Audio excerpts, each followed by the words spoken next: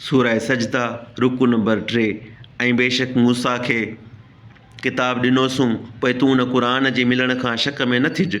ऐं उन मूसा खे बनी इसराइलनि लाइ हिदायत बणायोसूं ऐं मंझाइन पेशवा कया हुआसूं जे असांजे हुक्म सां सिधो रस्तो ॾेखारींदा हुआ, जॾहिं जो उहे ॾुखनि ते सब्र कंदा रहिया ऐं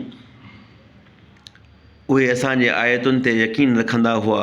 बेशक तुंहिंजो पालनहार ई क़यामत जे ॾींहुं संदनि विच में उन्हीअ ॻाल्हि जो निबेरो कंदो जंहिं बाबति झगड़ो कंदा हुआ।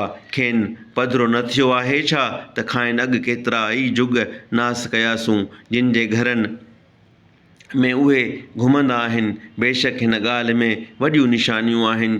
पोइ न ॿुधंदा आहिनि छा?